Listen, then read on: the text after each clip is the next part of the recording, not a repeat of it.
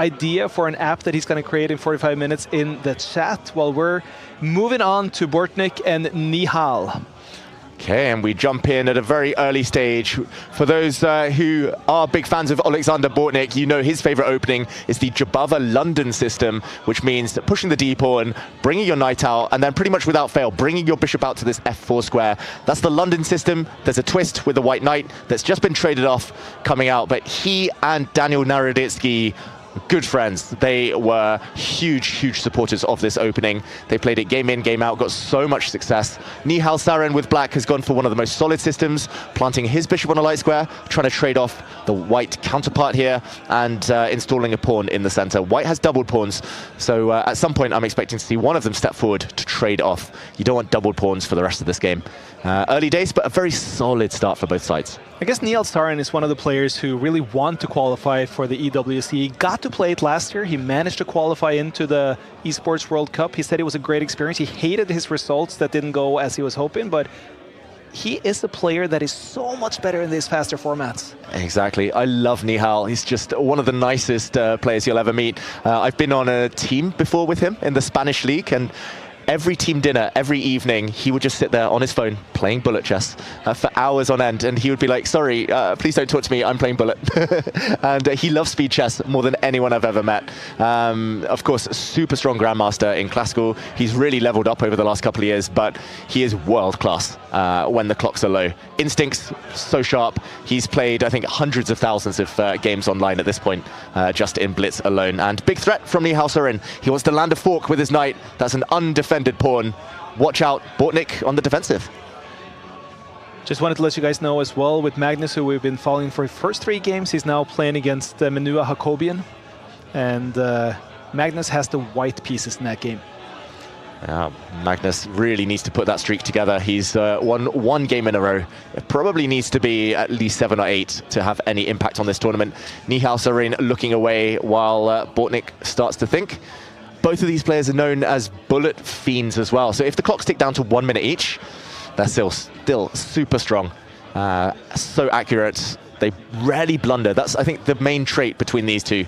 They don't make any obvious mistakes. I like the comment that comes in, as we see from YouTube on top here now, just noticing the rating that Nihal actually has for this chess.com rating with 3308. That's quite impressive. That's impressive, and he's not one of the farmers, as we say in chess. He doesn't just play lower rated opposition hundreds of times to try and kind of eke out those extra rating points. Nihal plays everyone. He'll play anyone. Magnus, he'll happily challenge. He'll happily challenge myself, Bortnyk, Nakamura, and he gets the job done. And Bortnyk is super strong. I'm surprised that there's almost a 200-point difference between them on chess.com. I think maybe Bortnyk streams a bit more fluctuation. So Nihal, Mr. Consistent, should be a small favorite, although the position might say otherwise here. How's your speed game these days, David? Rusty. Super rusty. Back in the day, I could hang with these two. I actually had a very good score against Nihal back in League Chess in the old days. But yeah, my time has passed. I leave it to the young kids to do the mouse skills these days. Has it though, or can we convince you to start working a little bit on your speed game and your classical game? I mean, hey, maybe represent Norway at some point. Ooh, no comment. I have been asked. I have been approached. I should not make those comments on air, right? Yeah, just in case any of my English teammates are listening. Nothing is in the works right now. Speaking of the English teammates, where are they in Title Tuesday? Why do so few of the English players play at Title Tuesday? I know. We see the English opening more than we see English Grandmasters in Title Tuesday. I'm hopeful. I've been trying to convince them. I was in London recently for the London Chess Classic and trying to persuade England to represent. We want more players from all around the globe. We want fans, all of you watching at home, to go and pester your favorite players from your country and tell them, Tuesday, that is the time to compete. We see an equal position, but who would you rather want to be here, black or white? Ooh, I'm more used to playing the black side of these positions. It's more strategic from Nihal Sarin's standpoint. He's essentially playing against a weak pawn, a doubled pawn that's only protected by a rook. But watch out, that rook is about to be kicked away.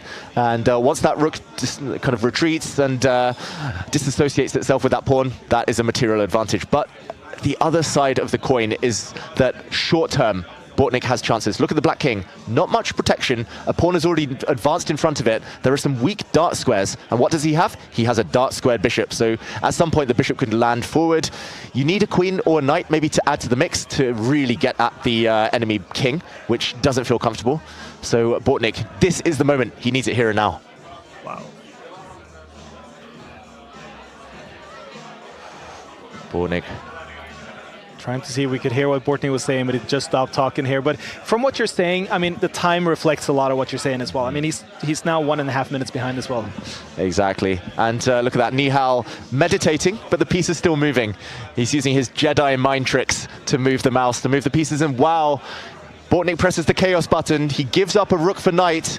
That's a sacrifice just to get the time to push his pawns forward, but Nihal will retreat, and he's up a rook for knight. The attack still a distant dream. Bortnyk in trouble. Still 1.5 minutes separating these guys. It's Nihal with his almost 3 minutes on the clock, and he's now also ahead on the eval bar. He's looking comfortable right now, the Indian. Yeah, he's looking very good, very calm, confident. If he can defend the storm over the next 5 or 6 moves, he should win this game. Oh, I'm looking at the comment on top now. Can't wait for the Esports Cup again. We both got to go there last year, David, and that was quite the experience. It was incredible. I didn't know what to expect, I've got to say. First time it had ever been done. Anyone did. Exactly, and maybe that was why it was such a big kind of success. It was so refreshing, the Esports World Cup, to see the players cheered on in a live arena. The players all really bought into it. Nihal Sarin was making some lovely comments about how this was the opportunity of a lifetime. He won more cash in 1 week than the rest of his career.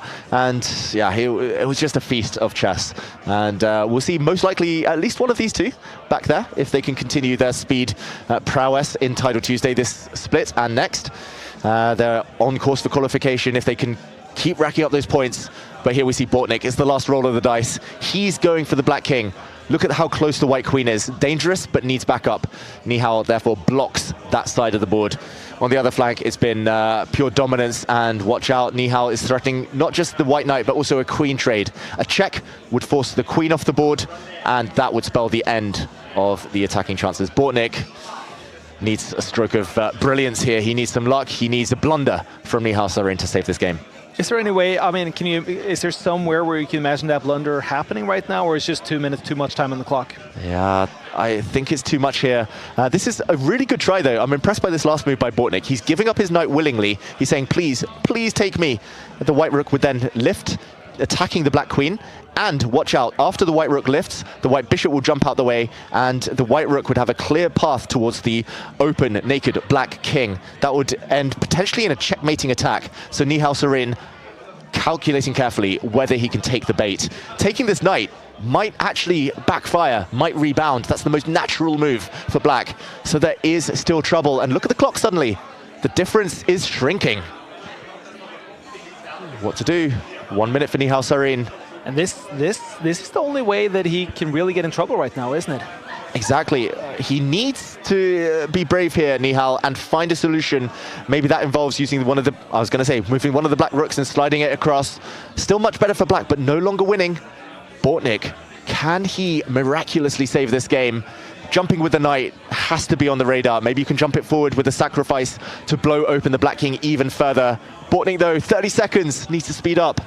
As we see from the writing on top here, Magnus won his game and moves on to 3 out of 4 points. He's still on. He still has the possibility of scoring 10 points today. Exactly. He's going to be in the chasing pack. And there we see another sacrifice from Bortnyk. It shouldn't work. The eval bar goes black, but this is a gamble worth taking. Nihal suddenly on the camera grimacing, looking a bit in pain there because the white pawns are coming. That is a pawn storm.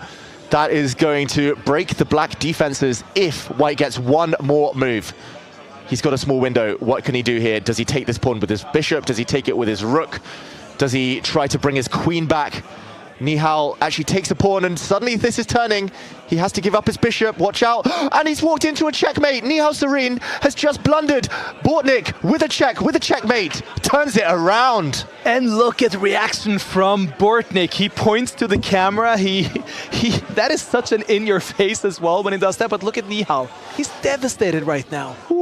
That was one of the biggest turnarounds I've seen in ages here on Title Tuesday. Bortnyk looked done. He looked toast. 20 seconds left. But that is what happens when you attack the opponent's king.